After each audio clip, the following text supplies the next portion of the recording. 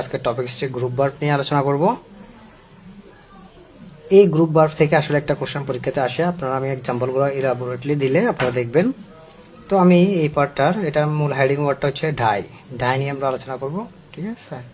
তো এটার সাথে যে ওয়ার্ডগুলো হয়, অফ হয়, ফ্রম হয়, ফর হয়, বাই হয়, ইন হয়, কখন কি হয় সেটা আমি ব্যাখ্যা করার আগে, কোশ্চেনগুলো সলভ করার আগে আপনাদেরকে আমি ডিসকাশনটা দেখা দিচ্ছি।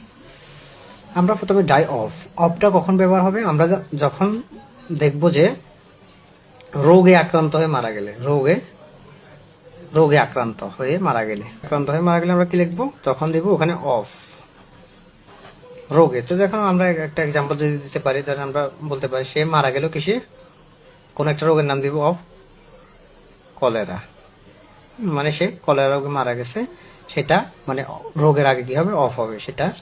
দেন ফ্রমটা কোথায় হবে, ডাই ফ্রম, কোনো কারণে মারা গেলে, কোনো একটা কারণে মারা যাবে, কারণে মারা গেলে, হ্যাঁ।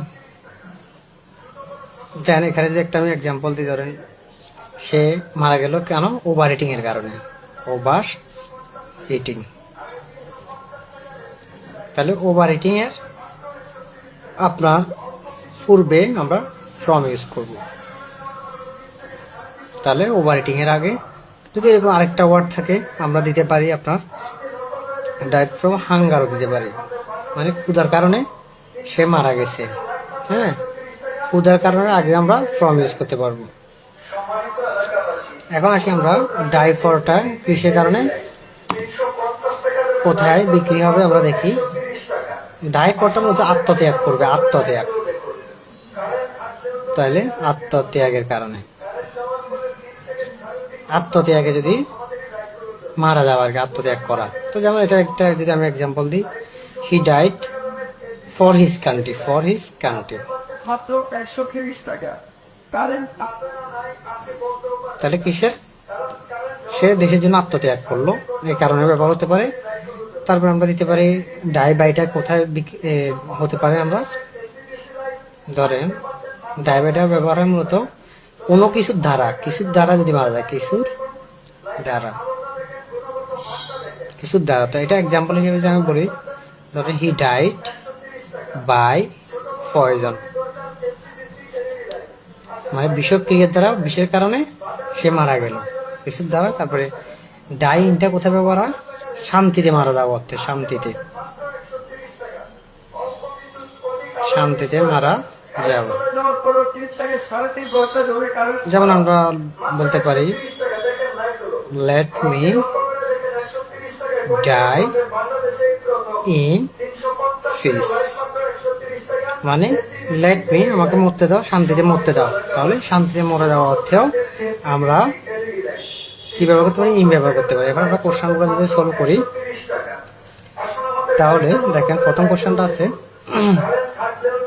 এক নম্বর কোশ্চেনটা আছে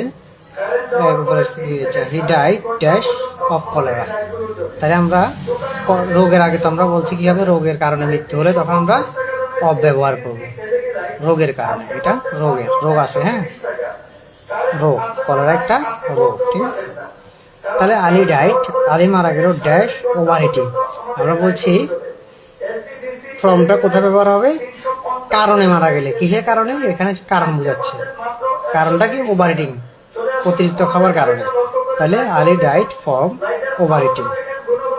তাহলে আমরা এটা উত্তর পাইছি সি, এটা উত্তর পাইছি আমরা বি। 3 নাম্বার আছে, ছোট করে আমি দুটা উদাহরণ আবার দিলাম। এখানে আমি নাম ইউজ করছিলাম, আলী ডাইড দিছে, পরীক্ষাতে এরকম থাকতে পারে he died dash overheating. তাহলে আমরা কি ব্যবহার করবো, ফ্রম ওভার হিটিং।